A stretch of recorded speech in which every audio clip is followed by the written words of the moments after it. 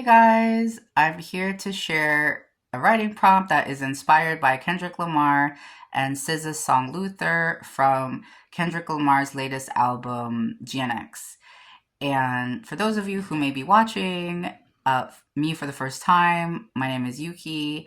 I am a poet and educator who is here on YouTube to share writing prompts and educational talks that engage people with poetic language. For two reasons. One is that I just want to help give people something creative and constructive to do. But secondly, the reason why I'm doing this is because of how much I know engaging with poetic language is a powerful tool for helping to develop our mind and way of seeing the world. So if you know anybody who may benefit or appreciate this kind of content, please like and share and subscribe to my channel. So I really appreciate it. And so getting into today's writing prompt and the song Luther, again, I'm going to talk about the song a little bit and then get into the writing prompt later.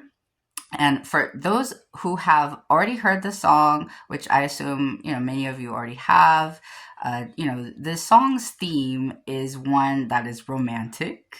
It is performed as a duet between Kendrick, who is sort of more singing it than rapping it, and SZA, who's singing, and it's almost like a conversation between them in which they're kind of expressing their sentiments, towards the relationship in the song.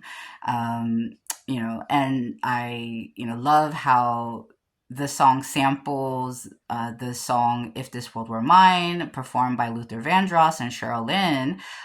That was a song that I was pretty familiar with, growing up, and that I love, because of how soulful and beautiful it is.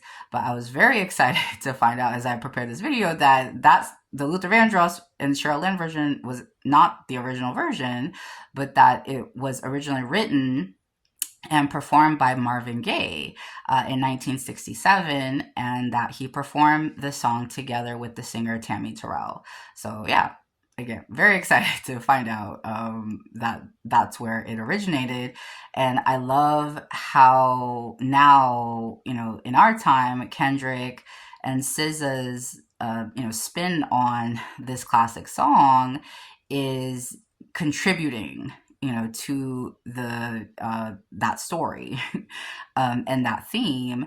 And I think that it's an important one, because not just because it's highlighting love in general, but specifically Black love, right? Which I feel is really important to acknowledge and celebrate, specifically because of our history, right? Because of what our ancestors had to endure in terms of their oppressors, deliberately dividing up the family unit, deliberately dividing up couples in an effort to gain power and assert dominance, over them, right? And to control them and to an attempt to weaken them in a way, right? By dividing up couples and families.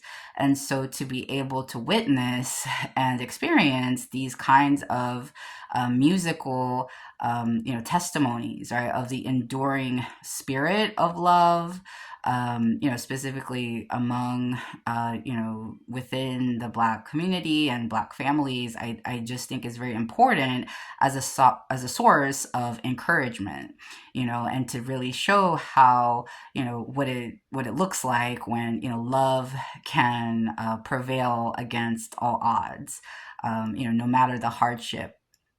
And so a couple of other references that I feel that the song was making was beyond, of course, the Luther Vandross and Cheryl Lynn sample, which we all clearly know that it's inspired from, but also I felt that Luther was potentially referencing one Nas and Lauryn Hill's song "If I Ruled the World," And then also Tupac Shakur's poem, The Rose That Grew from Concrete.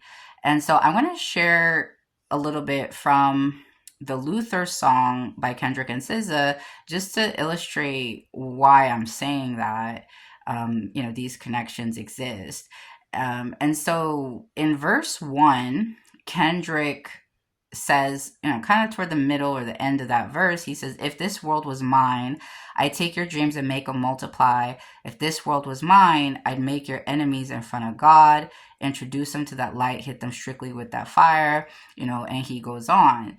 And so in this part of the song where if this world was mine was, again, it's, obviously, sampling from and directly inspired by the Luther Vandross and Cheryl Lynn, version of If This World Were Mine. But I feel that it's also a nod to the Nas and Lauryn Hill song, If I Ruled the World, because throughout the song, and I know again in the If This World Was Mine song, they're doing it too in terms of creating these imaginary scenarios, or describing what their ideal world or their ideal situation would be like, right? And so all of the songs are doing that in this way. The Kendrick Lamar SZA song is doing this. The Luther Vandross Cheryl Lynn version, of course the original Marvin Gaye and Tammy Terrell version, and then If I Ruled the World by Nas and Lauryn Hill. And if you guys know, let me know in the comments if the Nas and Lauryn Hill If I Ruled the World song was also inspired by the Marvin Gaye, Tammy Terrell / Luther Vandross, Cheryl Lynn songs. Because I could definitely, see that why there's overlaps there too. But I think what's interesting and what's different about the Nas and Lauryn Hill take on this kind of theme of, ruling the world or, owning the world or gaining possession of the world in some way. And then, going on to list, what kinds of ideal set of circumstances would encompass that kind of a world, if it was up to us type of thing. The difference with the Nas song is that it's more directed externally, right, into society. Nas goes through, if we look at, some of his lyrics in that song, If I Ruled the World, for example, in verse 2, Nas says, give me one shot, I turn trife life to lavish, political prisoner set free, stress free, no work release, purple M3s and jet skis. Feel the wind breeze in West Indies. I'd let Coretta Scott King mayor the cities and reverse fiends to willies. I'd open every cell in Attica, send them to Africa, right? And so, in other parts of the song, he is describing, ideal situations or desires or wishes he would have for himself too as an individual. But a lot of it is he's describing ideal conditions for his people or his community, for society, right? And so then that makes it different, in terms of, thematically with Kendrick and SZA's Luther song, although again, they're both imagining these ideal worlds that they are ruling, or owning, maybe figuratively and literally. But yeah, but in the Kendrick and SZA's Luther song, it is more thematically in line with the Marvin Gaye, Tammy Terrell, Luther Vandross, Cheryl Lynn theme, in that it's directed, the ruling of the world is directed toward their lover or intimate partner, right? And what kinds of ideal situations or circumstances they would want to create for their beloved, and so I really appreciate, that kind of a take. And in terms of the connection that I feel is there with Tupac's poem, The Rose That Grew from Concrete, in relation to the Kendrick and SZA song Luther, is in the chorus. So if we go back to the chorus of the song Luther, it begins with SZA singing, "In this world, concrete flowers grow." And so the first time I heard that, again, immediately my reference was, oh, I wonder, or I assume that it's a nod to Tupac's poem, "The Rose That Grew from Concrete," where instead of just taking the separate flower of the rose and the concrete, in Luther, the song, they are combining the flower and the concrete to make the flower concrete, which I love. And so I wanted to take a look too at Tupac's poem. It's a short poem. So let's read it together real quick. "Did you hear about the rose that grew from a crack in the concrete? Proving nature's law is wrong. It learned to walk without having feet. Funny it seems, but by keeping its dreams, it learned to breathe fresh air. Long live the rose that grew from concrete when no one else ever cared." And so we can see in that poem the concrete rose in the poem, um, or the rose in the concrete in Tupac's poem. As you can see, all the words are merging in my head right now, but the rose that grew from concrete in Tupac's poem, right?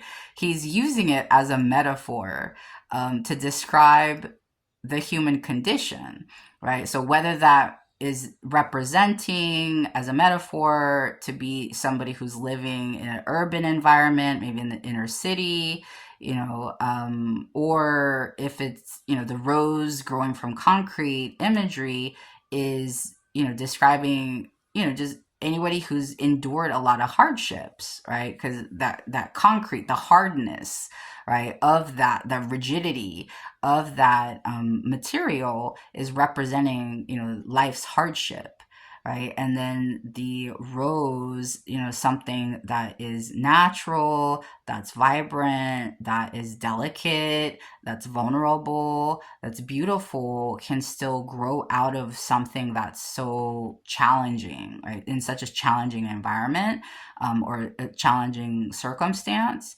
And so, that metaphor, is being used in a really clear and powerful way. And again, I really love how Kendrick, in SZA's song Luther, is then now taking that metaphor symbol and like refreshing it, or kind of innovating it, right, with a new twist to it, by kind of adding a layer of complexity to that metaphor or symbol, in that it's no longer two separate items or two separate images, but that it actually becomes one.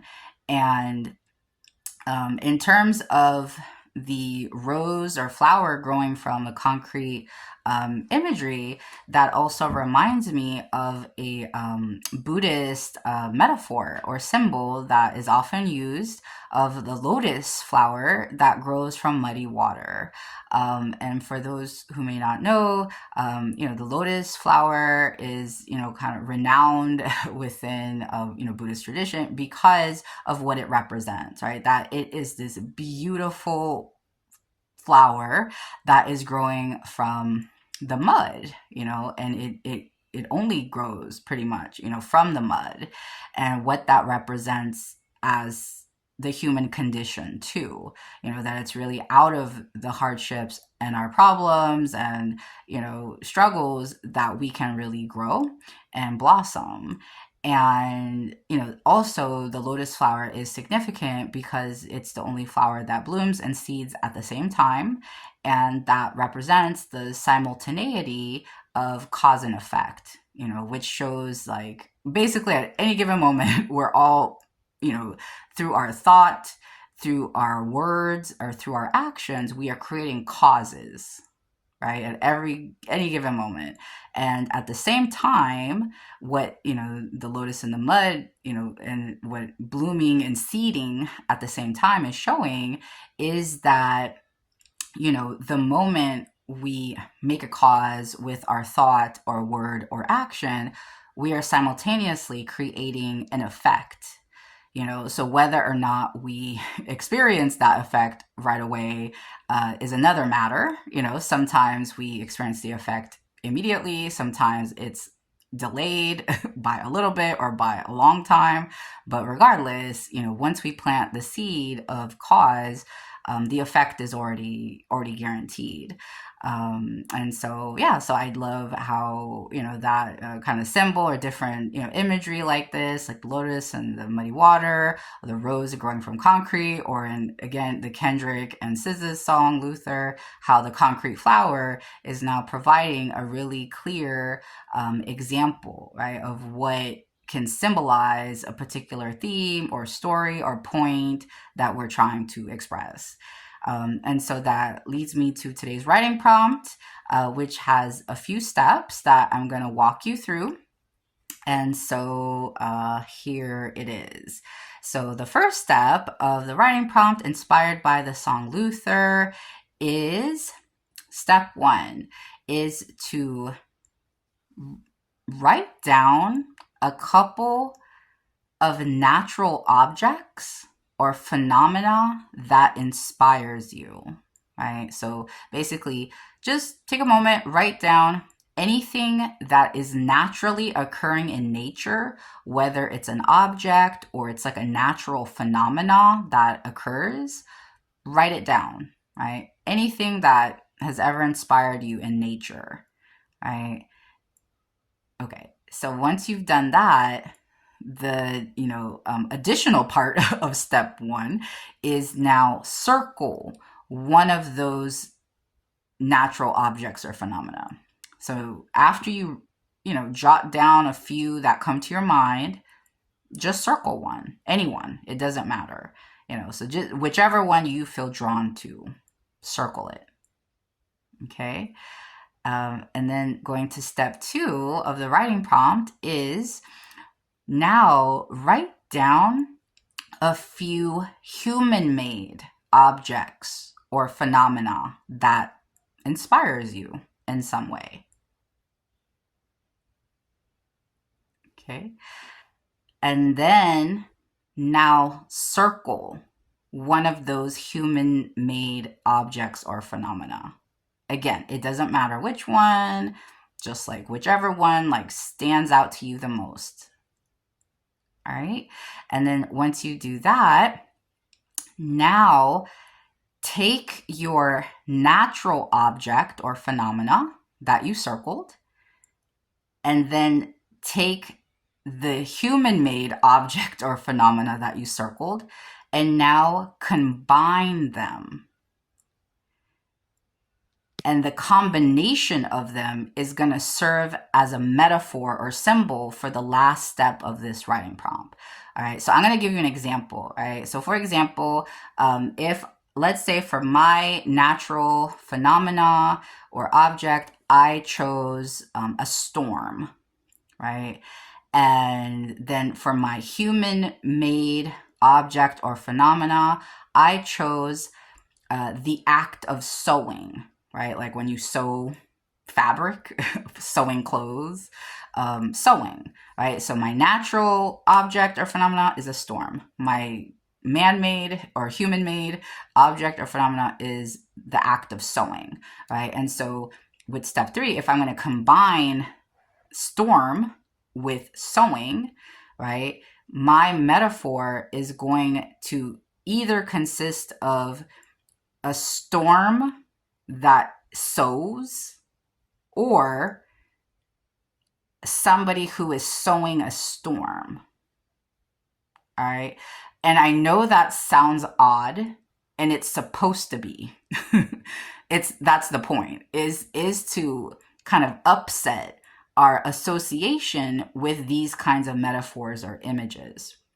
Right? And by doing this kind of combination of two things that don't seem like they would go together in a metaphor or symbol, it helps us to challenge ourselves to be more original in our writing.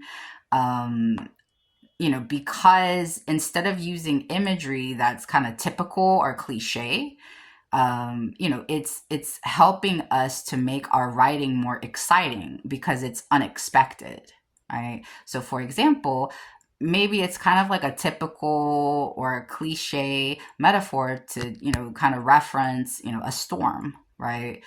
As a symbol of something. Like that's something that's used a lot. There's nothing really kind of like exciting or fresh about it. Um, or maybe even the sewing thing, which I've used myself before, as a metaphor in writing, because I like it so much. But it's also something that is used a lot, right? And so, by though combining the imagery of a storm together with the sewing, now it's a little different. It's unexpected, right? I wouldn't expect to hear somebody, talk about sowing a storm or a storm that sows, right? And then that can take me in like a few different directions of like what I can write from that type of a thought or an image. Okay, so now that we've completed step 3, which is where we combined our natural object or phenomena together with our human-made object or phenomena, and that combination now is going to serve as our symbol or metaphor for the last step, which is step 4. And so step 4 is now write a poem or a verse or a story in which you imagine your ideal world. And as you write this poem or verse or story, use the imagery of that metaphor, the combo metaphor of the, natural thing combined with the human-made thing. Use that metaphor or symbol somewhere within your writing, right? So the whole poem or verse or story doesn't have to be all about that, but again, just weave it in somehow. So whether you begin with that image or whether you end with that image or whether you weave it somewhere within the middle, or maybe it's an image that you're going to use throughout the whole poem or verse or story. That's totally up to you. But yeah, so it's just the challenge of like weaving it in somewhere, wherever it feels like it makes sense to you. So that is it for today. And I hope that you try this, again, as an exercise, for ourselves, creatively. And I hope that, again, you were able to find this video useful in some way. If you watch to the end, I'm hoping that's what that means. And I really appreciate you taking the time to watch. And so please leave a like, share, subscribe, leave a comment below. And until next time, I hope you take good care. Bye.